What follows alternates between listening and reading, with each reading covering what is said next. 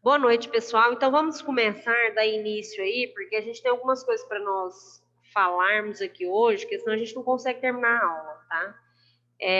Deixa eu ressaltar uma coisa aqui para vocês. Conforme vocês vão entrando aí, eu peço para irem desligando o microfone de vocês para não atrapalhar aí, tá?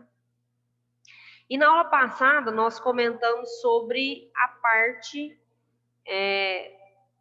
da produção em si, do abate. Aí vocês viram um vídeo lá falando de abate clandestino, da carne de qualidade, que a gente sabe que esse abate ele causa inúmeras doenças quando a gente abate de forma não tão higiênica. E hoje a gente vai falar um pouco sobre a qualidade da carne, tá? O que são avaliados, o que o frigorífico em si, o abate, né, verifica, o que é avaliado na carcaça. Por que a gente tem que avaliar a carcaça? Tá? Então, hoje a gente vai falar sobre isso.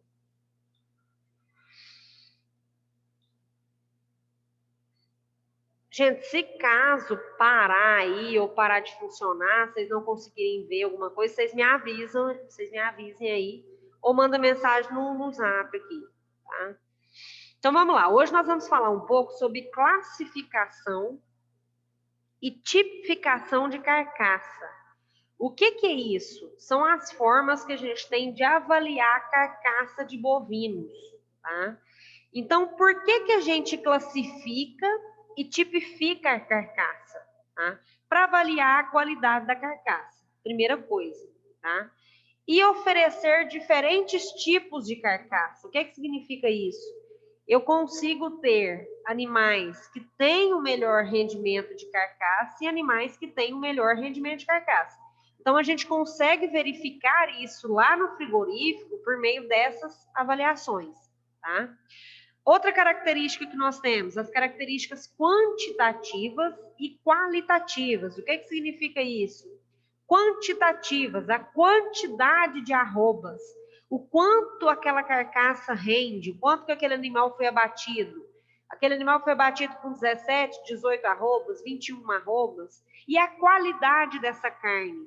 É uma carne mais macia, é uma carne mais escura, mais dura. E isso tudo a gente consegue avaliar dentro do frigorífico, tá? E por meio da classificação e tipificação de carcaça, a gente consegue verificar também, né, conhecer as principais características das carcaças produzidas no Brasil e na região que nós temos, tá? Principalmente também fora do Brasil, nos Estados Unidos, na União Europeia, que são as regiões que mais compram carne do Brasil para exportar, tá? E nós identificamos também o sistema de produção. Então, a gente sabe que a gente tem o sistema de produção confinado e o extensivo.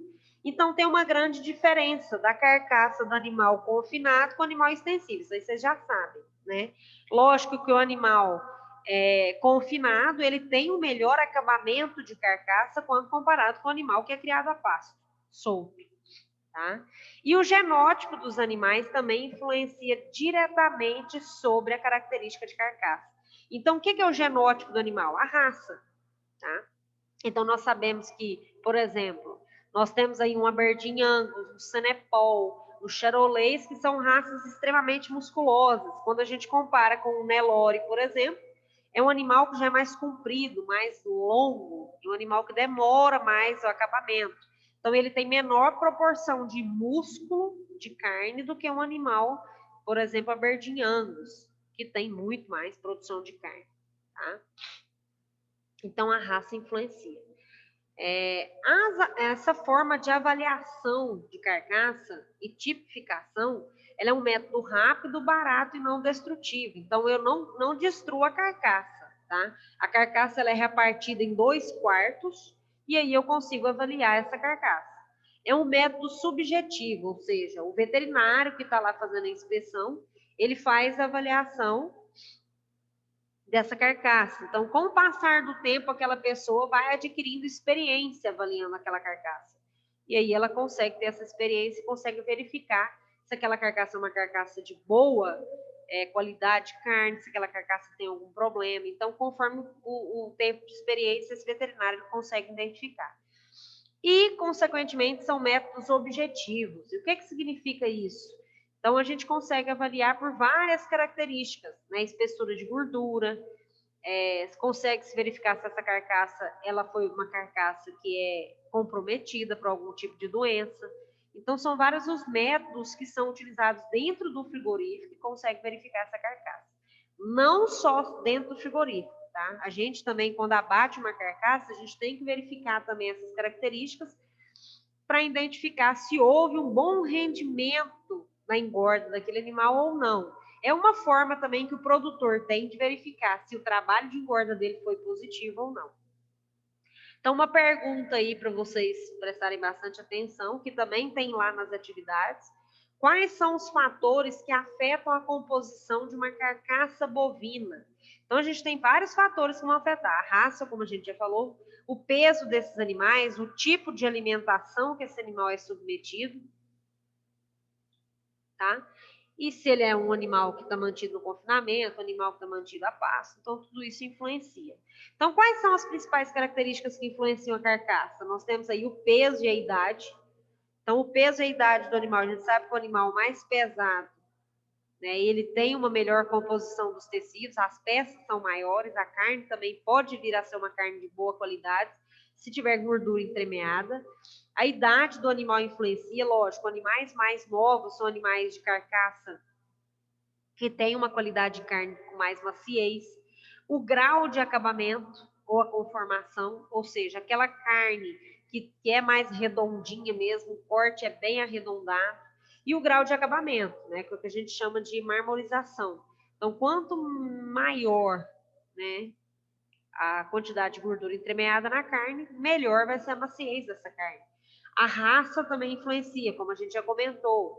Tem aquelas raças que têm uma melhor produção de músculo, né? Então a gente tem o Hereford, o Aberdeen Angus, várias raças, né? O Canchin, Cinepol e assim por diante, né? O Nelore também é uma raça que responde muito bem, mas a gente sabe que principalmente as raças cruzadas, elas têm um melhor rendimento aí de ganho de peso do que essas raças inteiras, né, que a gente fala, raças PO, que são puras de origem. Então, o cruzamento, ela traz esse benefício de melhor característica de raça. Então, as raças cruzadas, elas têm uma resposta um pouco melhor de acabamento. Então, o peso da carcaça também é influenciado, a conformação e o grau de acabamento. Nós sabemos, por exemplo, que algumas raças, como a Aberdeen Angus, ela tem maior quantidade de carne entremeada. Então, ela tem uma maior quantidade de gordura e também uma maior quantidade de músculo produzida, quando comparado com o Nelore, por exemplo. Tá? O sexo também influencia em todas essas características. De que forma? A gente sabe que existe uma grande diferença entre macho e fêmea. A fêmea, ela tem maior deposição de gordura. O macho tem maior desenvolvimento de músculo, tá? Então isso influencia também. E a alimentação.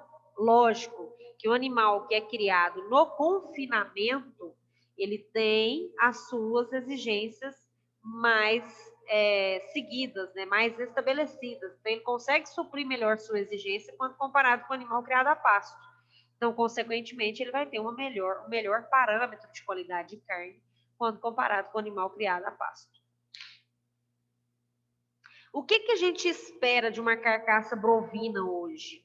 O que se espera hoje no Brasil é isso que vocês estão vendo aqui. Tá? Um animal relativamente jovem, que a gente sabe que o animal jovem, ele automaticamente ele tem uma carcaça de melhor qualidade. O que a gente busca hoje nos frigoríficos é um animal que chegue dentro do frigorífico com peso de carcaça de 210 quilos para machos e 180 quilos para fêmea, tá? Isso, gente, é o peso da carcaça, tá? Lógico que o animal, por exemplo, de 540 quilos, lá no pasto, quilo de peso vivo, quando eu abato esse animal, eu tenho que desconsiderar esse 540 pela metade do peso, 50% de perda, né? Porque a gente tira o couro, as patas, cabeça, então fica metade do peso. E aí a gente considera que uma carcaça boa, ela tem que ser desse peso que nós temos aqui observado. E o animal, ele tem que ter uma boa musculatura, então vocês podem ver que essa carcaça aqui é uma carcaça extremamente ótima e de boa qualidade. E o bom grau de acabamento, tá? Essa espessura de gordura que vocês estão vendo aqui na carcaça é extremamente importante no período de resfriamento e também nas características de qualidade da carne. Quais são os métodos para classificar e tipificar as carcaças? Esses métodos de avaliação de carcaça, eles surgiram tanto nos Estados Unidos, eles são utilizados, né, tanto nos Estados Unidos quanto na União Europeia e no Brasil, tá? Nos Estados Unidos e na União Europeia, eles são bastante utilizados para verificar realmente a qualidade da carne.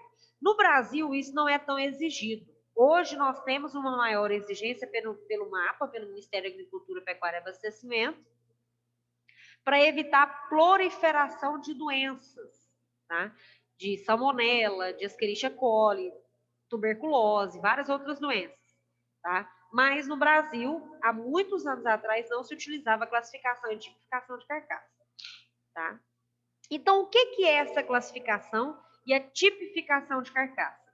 A classificação, eu vou segregar as carcaças em classes. O que significa isso? Eu vou separar as carcaças de acordo com o sexo. E a tipificação, eu vou separar as carcaças de acordo com a qualidade. Tá? Então, tem essa diferença.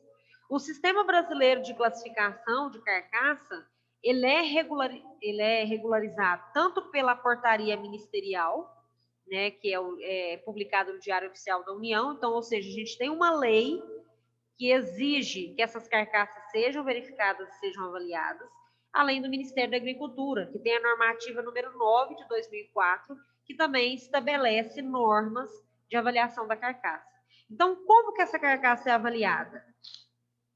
Primeiramente, nós temos a classificação. Então, a classificação vai dividir a carcaça de acordo com o sexo. Então, eu tenho machos inteiros, machos castrados, fêmeas novilhas ou vacas de descarte. Então, a primeira coisa que a gente classifica as carcaças são pelo sexo. Depois, eu divido essa carcaça de acordo com a maturidade e o peso. Tá? Então, a gente sabe que animais mais velhos, a carne é mais dura, mais seca. Animais mais novos, a carne tende a ter uma qualidade melhor. O animal mais pesado é bastante interessante, porque a gente tem o quê? Um alto rendimento de carcaça, tá? Então, basicamente, a classificação, ela faz o quê?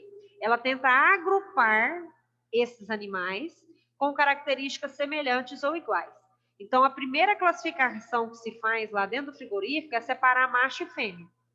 Sempre no frigorífico, quando a gente chega, as fêmeas são abatidas primeiro e depois os machos, tá?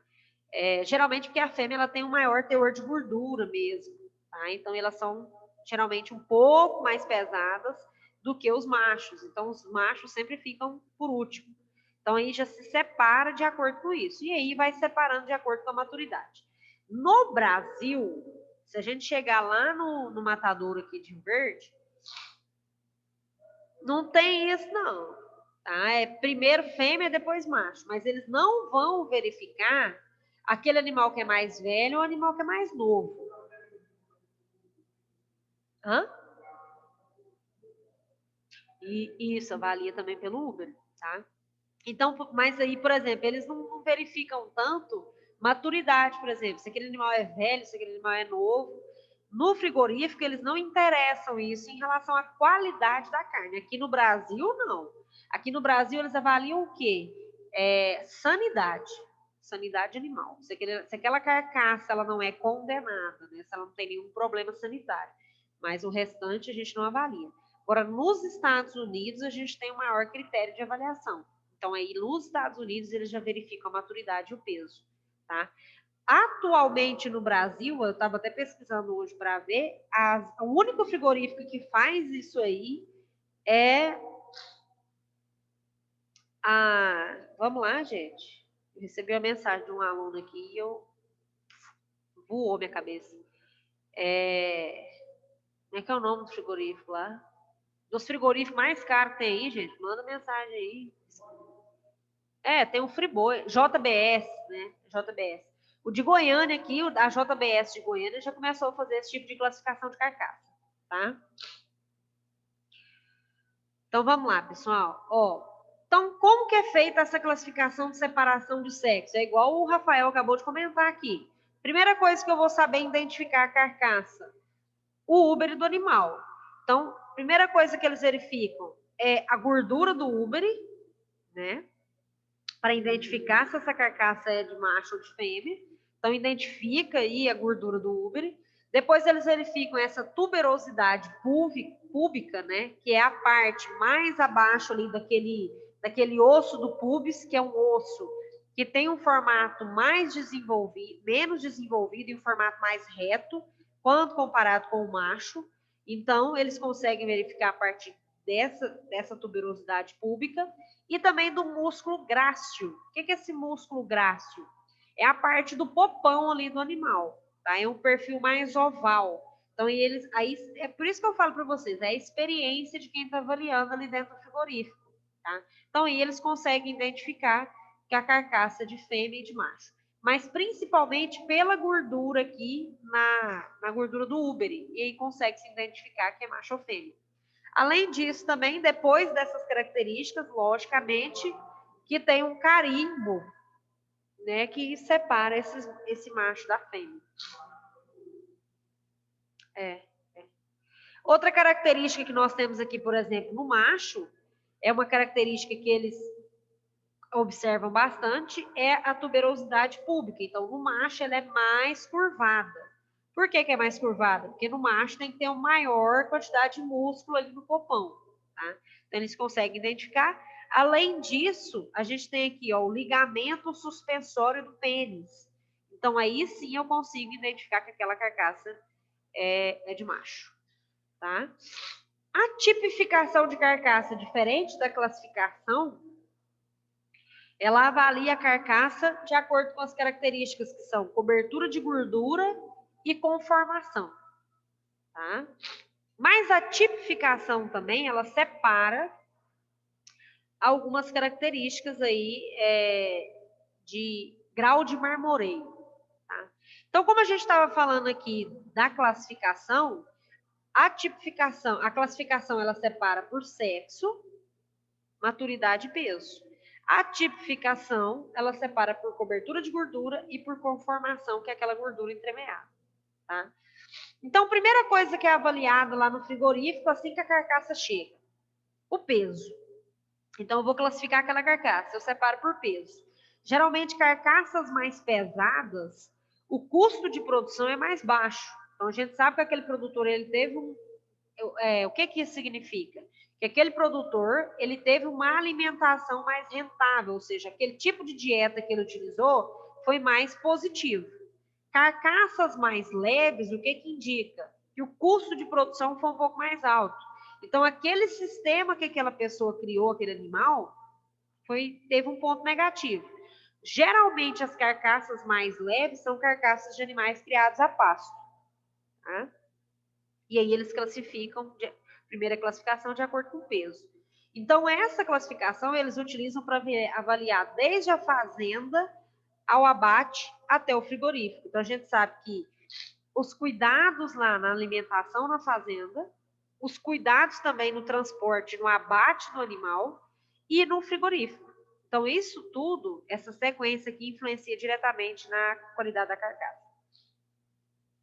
Qual que é o peso ideal que nós temos de carcaça hoje? Né? A gente viu lá anteriormente que nós temos 290 para macho, 180 para fêmeas. Então, geralmente, a gente trabalha com esses valores, que é o peso ideal. De 17,5 a 18 arrobas para macho e de 13 a 15 arrobas aí para fêmeas, tá? Para quem não sabe calcular, pessoal, o quilo da arroba, o quilo do animal em peso vivo, você multiplica por 30. Então, o animal, por exemplo, o rendimento dele em peso vivo é 540. Mas eu quero saber quantas arrobas esse boi vai dar. Tá? Então, a primeira coisa que você faz 540 dividido por 2. Porque quando ele chega no frigorífico, vai retirar couro, os órgãos internos. Então, ele perde 50% do peso. Tá? Então, por exemplo, 540 dividido por 2. Aí você vai pegar o valor, eu acho que dá 270, 290, se não me engano, e divide por 15. Porque cada arroba equivale a 15 quilos.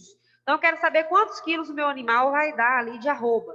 Então, você pega o peso vivo do animal, divide por 2, você vai ter metade do peso, e aí divide esse rendimento por 15, aí você vai saber quantas arrobas vai dar, tá? A outra avaliação que nós fazemos da carcaça é a idade. Como que é avaliado a idade do animal na carcaça lá no frigorífico? Por meio dos dentes, tá? Por meio da arcada dentária. Então, o ideal que hoje a gente busca é, por exemplo, para machos inteiros, o animal ele deve ser um animal mais jovem. Então, ele tem que apresentar aqui, ó, nessa foto que vocês estão vendo aí acima, de 0 a 2 dentes incisivos, ou seja, os dentes permanentes. Então, aqui a gente pode ver que é uma carcaça de animal jovem. Ai, cadê a seta aqui? Carcaça de animal jovem. Tem 2 dentes permanentes e o restante são dentes de leite. Então, geralmente, esse animal aqui tem menos de 18 meses. Tá? E evitar que chegue no confinamento animais que têm acima de 4 dentes incisivos. Então, esse animal aqui, ele tem 6 dentes incisivos, ou permanentes, né? Significa que esse animal... Hã? É a presa. Na frente. Então, significa que esse animal aqui, ele tem o quê? Acima de 36 meses. Então, um animal extremamente velho. A carne desses animais mais velhos, a carne é mais dura. Por quê? Porque geralmente a carne tem uma alta produção de colágeno. Quanto mais velho o animal, maior essa produção de colágeno e, consequentemente, a carne fica mais dura. Então, não é o que o consumidor quer, e essa carne mais dura. A mesma coisa funciona para a fêmea. Tá? Então, a primeira avaliação é o peso, a segunda avaliação é a idade. A idade é avaliada por meio da dentição. Não é? A carne fica mais dura, né? Quanto mais velho, maior a produção de colágeno, maior a deposição de gordura. Aí o mais novo é melhor. A carne é mais macia. Então, a gente tem aqui, ó, por exemplo, só para demonstrar para vocês aqui um exemplo, tá? As idades ideais que eles têm aí. Então, a gente tem aqui, ó, por exemplo, 2 incisivos permanentes, geralmente o animal aqui, o taurino, está em média com 18 a 28 meses. O zebuíno, de 20 a 24 meses. Então, conforme vai aumentando o número de dentes permanentes, maior a idade do animal, ou seja, mais velho é o animal. Então, é esse critério que eles utilizam aí na avaliação, na classificação de carcaça. E o terceiro critério é o grau de acabamento, de gordura, tá? Que é aquela gordura que vocês veem que é aquela capa de gordura que protege toda a carcaça. O que é o ideal de eu ter de acabamento de gordura? Aquela espessura de gordura que reveste toda a carcaça, o ideal ela tem uma medida de 3 a 6 milímetros. Acima disso, já não é interessante, porque para nós já é uma carcaça extremamente gordurosa. Então, ela já vai prejudicar o resfriamento da carcaça, tá? O que o pessoal dos Estados Unidos busca da nossa carne? Uma carne mais gordurosa. Então, eles sempre compram aqui para churrascarias e mercado de exportação a espessura de gordura de 6 a 10 milímetros, tá? Uma capa de gordura bem gorda, principalmente a picanha, tá? Por quê? O público-alvo, por exemplo, esse público, por exemplo, dos Estados Unidos, eles são mais interessados numa carne mais gordurosa. Não é o caso do Brasil. Então, como o Brasil, o público, ele tem uma menor proporção de gordura, as carcaças, geralmente, elas têm... O ideal é ficar com 3 a 6 milímetros de gordura. Então, carcaças com menos de 3 milímetros e mais de 10 milímetros, elas são penalizadas. Então, tem que se retirar um pouco do excesso de gordura e acaba que o produtor perde dinheiro, porque acaba que tem que fazer o toalete e aí essa carcaça vai reduzir o peso ali final de abate, tá? Então, a gente tem aqui, ó, em relação às tipificações de carcaça, em relação à cobertura de gordura, a gente também avalia. Então, tem aqui, ó, por exemplo, uma carcaça ausente de gordura, ela ganha um score 1. Uma carcaça que já tem, assim, já é escassa de gordura, a gente avalia 2. né, que tem de 1 a 3 milímetros, que também não é tão interessante. Quando eu vou submeter um resfriamento, essa carcaça ela vai, consequentemente, sofrer um choque frio, né, o choque térmico. E aí encurta os telômeros, que é as fibras musculares, e aí, consequentemente, não vai ter aquela contração adequada para a transformação da carne em músculo, e essa carne vai ficar mais mole, tá? A gordura mediana, que é o ideal, que a gente tem o score de 3, a gordura uniforme, que é o pessoal dos Estados Unidos preconiza, que é o score 4, e acima de 5 a gente já não utiliza aqui no Brasil, e essa carcaça ela é meio que a gente fala de carcaça penalizada, tá? Outra característica que a gente avalia muito na carne é a cor e a textura. Primeira coisa que a gente olha numa carne quando a gente vai no açougue, é se aquela carne ela tem a característica de um vermelho vivo, porque para a gente significa que aquela carne ela tá mais macia, de melhor qualidade, entendeu? Então, para a gente é mais interessante. Então, como vocês podem avaliar aqui, ó, o melhor é que essa carne tenha aqui, ó, uma cor mais avermelhada e não chegando aqui numa carne preta, escura. Geralmente é a carne do animal mais velho ou uma carne que tem uma alta capa de gordura, ou seja, não teve uma refrigeração adequada e iniciou o processo de putrefação. Essa carne ela perde, tá? Então ela fica mais preta, mais escura mesmo. Então, o que o pessoal utiliza aqui nos confinamentos? Igual vocês estão vendo aqui, ó. A gente tem, ó, carcaça ausente de gordura, escassa de gordura, a gordura mediana, que é o que a gente preconiza aqui no Brasil, de 3 a 6 milímetros de gordura, e acima disso aqui já é mais para os Estados Unidos. Tá? Nós não utilizamos essa capa de gordura tão espessa. Então, aqui, essa gordura já é gordura excessiva. Então, quando eu coloco essa carcaça lá para refrigerar, ela vai ter um problema de refrigeração. Por quê? O que significa isso? É de extrema importância que a carcaça tenha gordura, para proteção da carcaça. Por quê? Porque quando a gente termina de abater o animal ali, tá abatendo o animal, 50% a 80% do oxigênio vai sendo retirado no sangue. Automaticamente eu vou diminuindo também a temperatura daquela carcaça. E dentro do frigorífico também já tem uma temperatura um pouco mais baixa. Então, geralmente, quando ele vai chegando para refrigeração, a carcaça já está com 20 a 23 graus de temperatura. Então, quando a carcaça chega no frigorífico, ela vai estar de 36 a 38 graus, que é a temperatura corporal do animal. Quando eu vou abatendo o animal, fazendo toalete, a limpeza, a divisão das carcaças, ela vai chegar até 23 graus.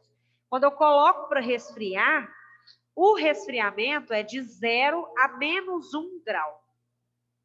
Então, é necessário que ela tenha essa pequena capa de gordura para proteger essa carcaça contra o choque frio, tá? E também, dentro do frigorífico, dentro da câmara fria, tem que ter uma recirculação de ar. Para que isso? Para evitar o ressecamento da carne. Tá? Então, consequentemente, quando eu refrigero essa carcaça, quando eu tenho essa espessura de gordura de forma adequada, de 3 a 6 milímetros, tá? Então, quando eu tenho essa cobertura de gordura adequada, automaticamente eu vou ter uma redução da água da carcaça. É isso mesmo, da carne. Porque o que isso acontece? Se eu tenho água na carcaça, isso traz também para a carne uma certa suculência. Então, quando eu tenho uma espessura de gordura muito baixa, o que acontece? Leva o choque frio muito rápido, essa carcaça refrigera rápido demais e congela toda a água que tem na carcaça.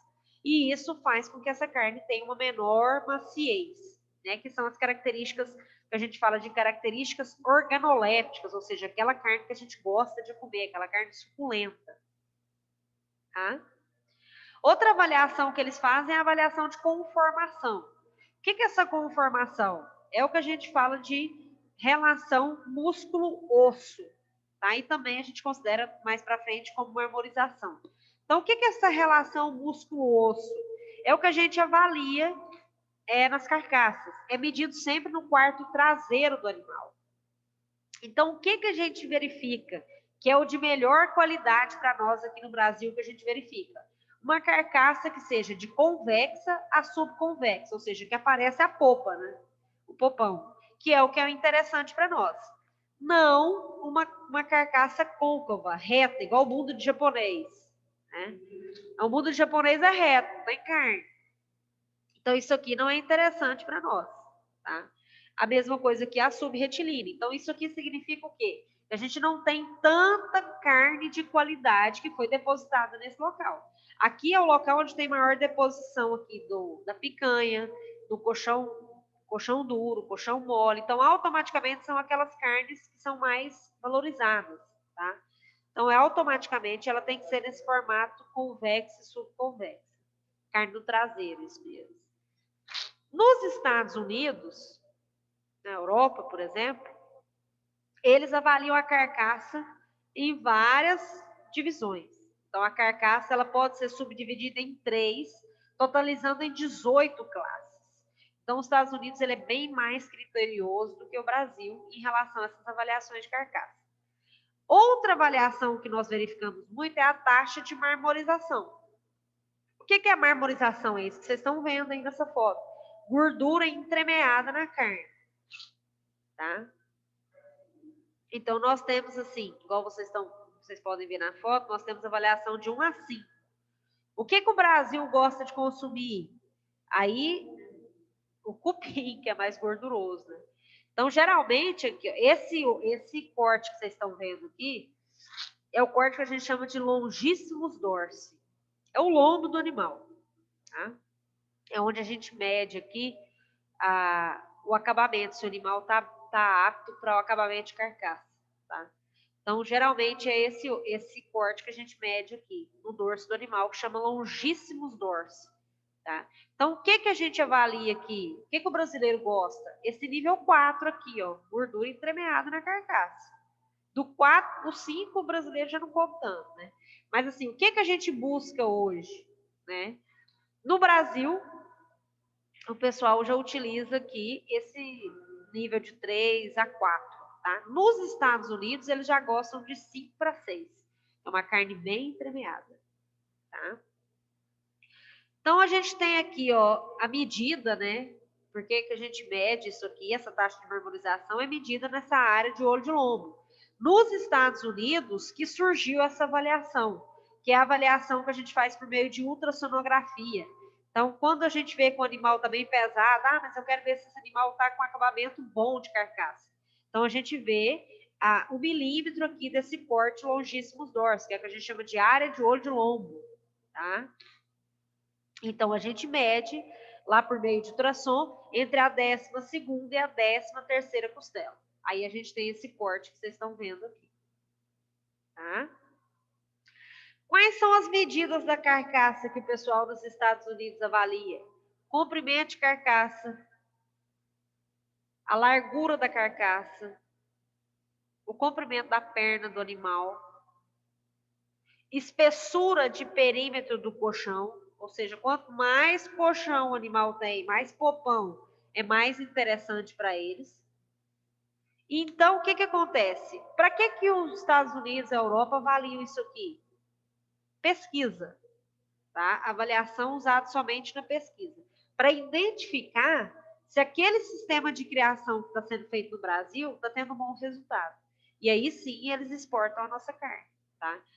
Então, eles avaliam tudo isso aqui para verificar se realmente essa carcaça é uma carcaça de boa qualidade. E para a gente finalizar, é o que a gente tem maior cuidado na hora que a gente vai verificar toda essa parte de qualidade de carcaça, de avaliação de carcaça, são os riscos microbiológicos que a gente tem na carne bovina. Então, por que a gente tem todos aqueles estudos anteriores? E por que o mapa preconiza todos os cuidados, né, na inspeção sanitária? Então, nós sabemos que os veterinários eles fazem toda essa inspeção veterinária e o principal critério, o principal cuidado são devidos às zoonoses, que eu acho que a maioria de vocês já estudaram, né? Zoonoses são doenças que são passadas dos animais para os humanos, por meio do contato com a saliva do animal, da pele do animal e principalmente do consumo da carne do animal, tá? Um dos principais problemas que nós encontramos com carcaça, né, com a carne que transmite a doença para o humano, é a tuberculose bovina. Né? A gente tem inúmeras outras doenças, mas a tuberculose bovina é a mais avaliada quando essa carcaça entra no frigorífico, para que não seja passado para o humano. Então, essa carcaça ela é totalmente verificada quando ela entra no abatedouro. Então, se verifica principalmente os linfonodos. Né? Os meninos que são novatos, a gente ainda vai estudar isso, que são as glândulas que se inflamam, né? Porque geralmente são os linfonodos ou linfônodos, são aquelas glândulas que produzem os anticorpos que vão atuar na saúde dos animais. Então, quando essas glândulas estão aumentadas de volume, a gente consegue verificar na hora do abate do animal. Então, aí essa carcaça ela é automaticamente condenada. Então, a gente tem que descartar, porque indica que esse animal tem algum problema. Outras doenças também que a gente verifica no fígado, geralmente quando a gente abre o fígado do animal, apresenta aquelas que a gente fala, aquelas canjiquinhas ou aqueles cistos brancos, significa que esse animal também foi acometido de alguma outra doença, ou salmonelose, ou leptospirose. Então, tudo isso que são doenças que podem transmitir para os humanos, tá? Então, por isso que a carne passa por essas inúmeras avaliações, para verificar os micro-organismos patogênicos que ficam nos próprios animais. Tá? Às vezes o animal não foi controlado uma determinada doença e aquela doença passa para a carcaça. Tá? A tuberculose é uma das principais doenças que a gente identifica, tem fácil identificação. Então, eu vejo a alteração nos linfonodos. Então, quando a gente mata, acaba de abater um animal, já vai limpar a carcaça e vê que tem alteração dos linfonodos, essa carcaça já é condenada. Aonde que eu encontro a alteração desses linfonodos? Aqui na lateral do pescoço, perto da laringe, da faringe do animal, se tiver alguma alteração, a glândula maior, de maior tamanho, e também próximo à região dos rins ali, nas glândulas adrenais. Ali também a gente tem uma região de um órgão que tem a característica que chama timo. Esse órgão também ele é produtor de anticorpos. Então, quando esse timo ele está também aumentado de tamanho, a gente consegue verificar que esse animal tem alguma alteração, alguma doença. E outro órgão é o fígado. Então, quando a gente vê que o fígado tem algum problema também, geralmente o animal está infectado com alguma doença. E grande parte das zoonoses, ou seja, das doenças, são zoonoses latentes. O que significa isso? Já estavam presentes no animal. Tá? E aí, no momento do abate, por meio da corrente sanguínea, essa doença ela é passada para a carcaça. Então, basicamente, o que acontece? Não expressa nenhuma patologia. Então, geralmente, principalmente a tuberculose, o animal, para ele expressar que ele está com a tuberculose, geralmente o animal já está quase morrendo mesmo, tá? Então, se abate muitos animais com tuberculose. Hoje, nem tanto, porque a gente tem um controle sanitário muito maior. Então, por isso que o frigorífico ele tem medidas higiênicas muito adequadas para evitar que essas doenças sejam passadas para nós humanos, tá? Quando a gente fala de doenças, de micotoxinas, quais são as principais formas de transmitir para nós humanos? Por meio dos produtos cárneos, que é de maior relevância. Então, a gente tem os principais micro-organismos que infectam aí as carnes, né, os cortes cárneos. A gente tem a salmonela, a listeria monocytogenes, o Escherichia coli, que produz a toxina Shiga, que causa diarreias, febre, e pode até paralisar e atingir principalmente o sistema nervoso central, e a campilobacteriose. Tá? Acho que salmonela todo mundo conhece. A salmonela é a doença principalmente causada pelas bactérias, né, pela família da Enterobacteriaceae. São várias bactérias que a principal função delas é o quê? Elas proliferam no sistema anaeróbico, ou seja, na carne. Porque quando a gente faz o abate daquele animal, automaticamente a gente tira todo o oxigênio. Então, não tem multiplicação de oxigênio, ela se prolifera. Então, no sistema anaeróbico, ausente de oxigênio. E aí ela faz o quê? Ela utiliza a glicose e os carboidratos daquela carne e produz ácido e gás. Ou seja, ela produz vários, aumenta a produção de gás e de ácido. Automaticamente aquela carne ela fica com gosto mais acidificado mesmo e muda também a coloração, tá? Geralmente, esses micro-organismos como a salmonela, eles são micro-organismos também mesófilos, ou seja, eles se multiplicam em altas temperaturas, ou seja, temperaturas acima de 54 graus Celsius, aumenta-se muito a proliferação desse micro-organismo, ou seja, temperatura elevada, né, e também uma alta umidade. Então, a gente sabe que quando não há uma refrigeração correta da carcaça, a probabilidade desse micro-organismo proliferar é bem maior. E a gente tem também a salmonela, que tem os micro-organismos no formato psicotróficos, ou seja, já são aqueles que se multiplicam em refrigeração de 2 a 4 graus Celsius. Ou seja, quando também ocorre um processo, um problema na refrigeração, que não é uma refrigeração adequada, que é de 0 a menos 1 grau, então se eu refrigero de uma forma também não adequada, ocorre a proliferação da salmonela e desses micro-organismos. Tá?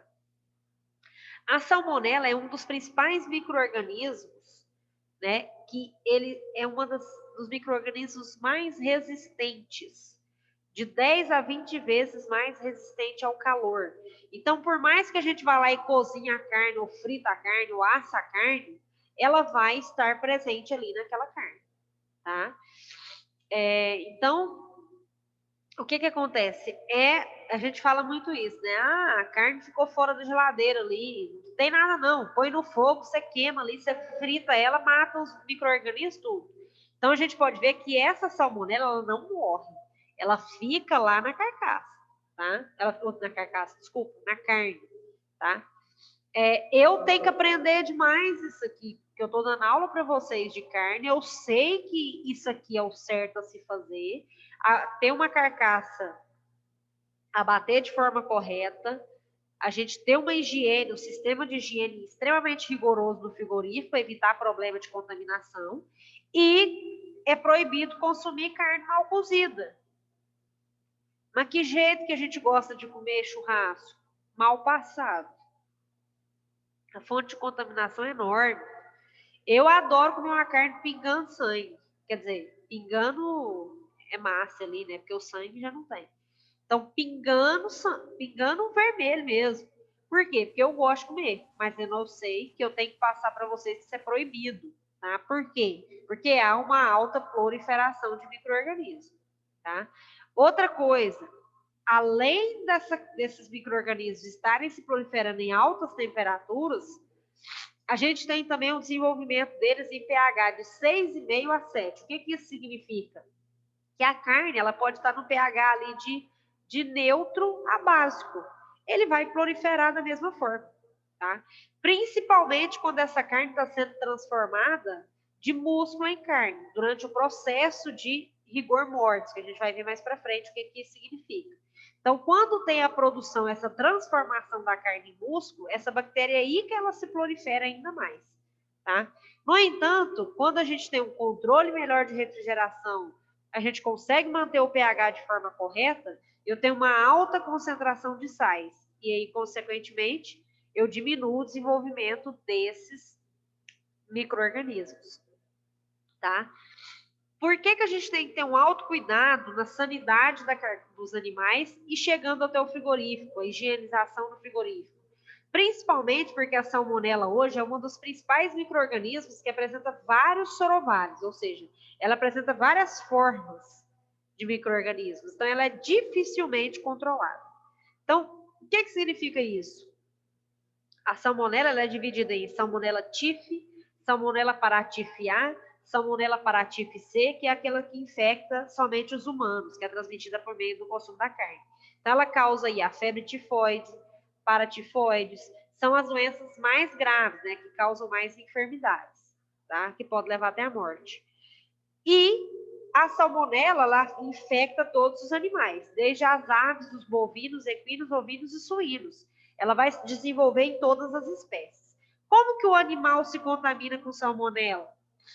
Ração contaminada, armazenamento inadequado da ração, muita mosca na ração. Geralmente a gente armazena a ração em local inadequado, as moscas vão lá, pousam, colocam os ovos e ali vai infectar. Contato com roedores, com rato, rato urina, leva a leptospirose, a gente faz o bovino consumir essa ração. Então, tudo isso causa aí essa proliferação desse micro-organismo, tá?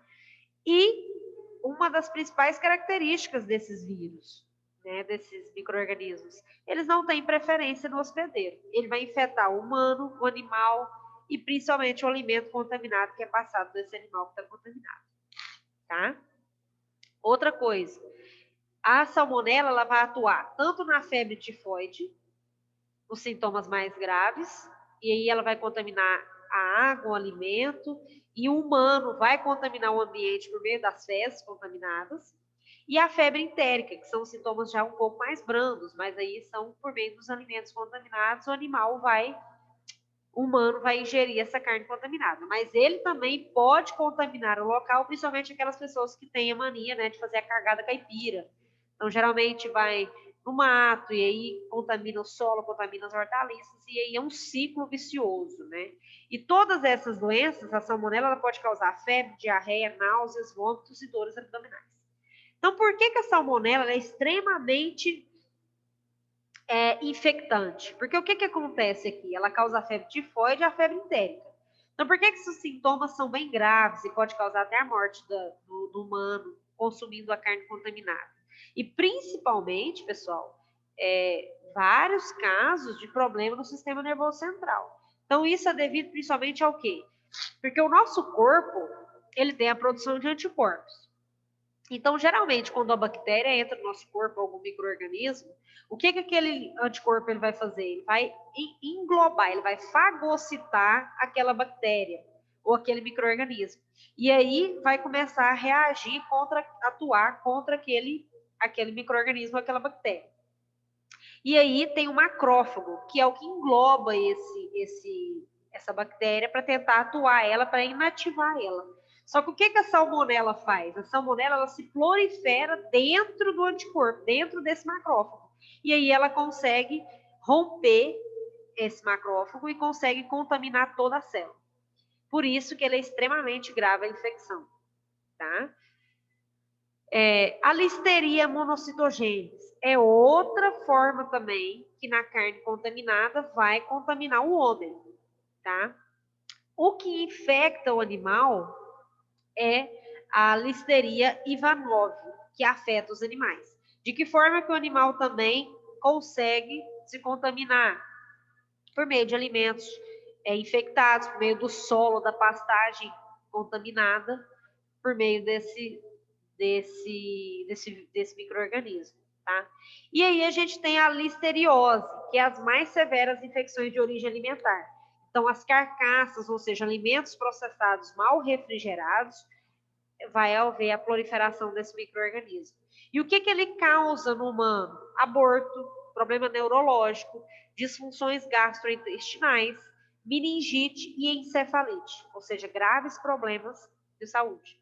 Além da septicemia. O que é a septicemia? É a infecção no sangue. Então, a probabilidade desse micro-organismo infestar todas as células sanguíneas é muito grande, levando à morte da pessoa que consumir essa carne contaminada. Tá? O outro micro-organismo que acho que todo mundo aqui já conhece, que é a Escherichia coli, né, que a gente infecta principalmente por meio de fezes, né? A Escherichia coli, que ela produz a toxina Shiga. Então, basicamente, aonde que a gente encontra esse micro-organismo? Ele fica presente no trato gastrointestinal, tanto do animal quanto do homem. A Escherichia coli ela é presente na microbiota normal, só que quando ocorre uma maior contaminação, ela prejudica tanto o animal quanto o humano, né, por meio dessa proliferação. A linhagem desses micro-organismos são enormes e grande parte da Escherichia coli são patógenos, né? Ou seja, não fazem mal aos humanos, porque já tem na microbiota normal. Mas, quando a gente consome uma carne contaminada de um animal, pode causar inúmeras doenças, né? Principalmente alimentos contaminados, seja a carne bovina.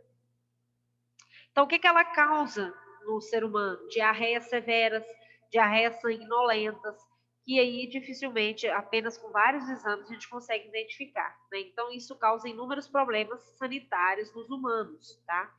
E por último, a gente tem a campilobacteriose. A campilobacteriose, ela é causada por bactérias gram-negativas e ela se multiplica em ambiente contendo boa quantidade de oxigênio, ou seja, no momento do abate do animal. Então, quando aquela carcaça ela é mal limpa ou mal higienizada, ela já é contaminada ali no momento do abate. E ela se prolifera em temperatura acima de 37 graus Celsius. Então, no momento que o animal chega ali, no momento que faz a sangria, se não for uma sangria correta, já ocorre a proliferação por esse micro-organismo. Tá? E ela fica presente no trato intestinal do animal. Por isso que a gente fala que tem tanta higienização no momento do abate. Por quê? Porque qualquer coisa, se romper algum intestino, se romper o intestino, se romper ali a parte digestiva e contaminar a carcaça, essa carcaça, geralmente, o que o pessoal faz nos frigoríficos? Lava a carcaça e continua o abate. Só que a gente sabe que isso causa inúmeras contaminações, por isso que tem que ter todo um cuidado no momento da limpeza ali da carcaça. E, consequentemente, vai contaminar os alimentos de origem animal. Geralmente, a campilobacteriose, ela é principalmente encontrada em carcaça de frango. 90% é carcaça de frango, mas ela pode ser encontrada na carcaça bovina, tá? E é uma doença extremamente prejudicial também ao animal e ao humano. Ao humano, porque ela vai infestar o sistema digestivo, tá? Quais são os outros micro-organismos que nós temos? Staphylococcus aureus, clostridiose, que a gente tem a Clostridium botulinum, todo mundo conhece que é o botulismo, e a Clostridium perfringens, tá? Que são doenças também que podem vir a ser causadas aí, que podem ser transmitidas pelo consumo de carne contaminada. Tá? Então, tem esses vários micro-organismos aí que podem contaminar a carcaça. Então, o que a gente tem que priorizar? Primeira coisa, verificar a sanidade do animal. Se o animal tem a doença presente no próprio animal, aquele animal ele não tem que ser abatido, aquela carcaça ela tem que ser condenada, tá? Medidas sanitárias, ou seja, o que a gente pode fazer lá no campo, lá na fazenda, para evitar esse tipo de proliferação de doenças? Reduzir a superpopulação de animais, fazer a rotação de pastagem, a vacinação das principais vacinas obrigatórias e a vermifugação, para evitar a proliferação dessas verminoses, desses micro-organismos. E, dentro do frigorífico, uma higienização do abate correta, a refrigeração adequada dessas carcaças e o armazenamento adequado dessa carcaça, tá? Então, hoje o que a gente tinha para falar, pessoal, era isso em relação à carcaça, tá? Então, essas são as partes que são avaliadas. Então, é muita coisa para a gente falar, mas o que a gente tinha para ressaltar em relação a essas características, as principais informações que a gente tinha hoje era isso. Então, o que a gente tem que buscar? Não consumir carne mal passada, sempre buscar comprar carne em locais que a gente conhece, né, a índole da pessoa que está fornecendo essa carne, se não é uma carne clandestina, se realmente é uma carne que tem higienização no abate, se está vindo de frigoríficos reconhecidos, para a gente não ter problemas aí sanitários quando consomem essa carcaça ou essa carne. E além também da qualidade da carne. Então, o que a gente tem que fazer no campo para que esse animal tenha o melhor rendimento de carcaça? Trabalhar a nutrição boa desse animal, trabalhar bem os alimentos que eu vou utilizar e suprir a exigência desse animal para que essa carcaça tenha um melhor desenvolvimento. O que a gente viu também, para que essa carcaça tenha uma boa qualidade, primeira coisa que a gente tem que ter em mente, sempre bater animais mais jovens, de até 24 meses, porque são animais que têm uma qualidade de carne melhor, de maciez melhor, não tanto animais mais velhos, né? E buscar sempre aquelas raças que têm também o melhor acabamento, tá bom? Era isso que nós tínhamos para falar hoje. Se alguém tiver alguma dúvida, estou à disposição.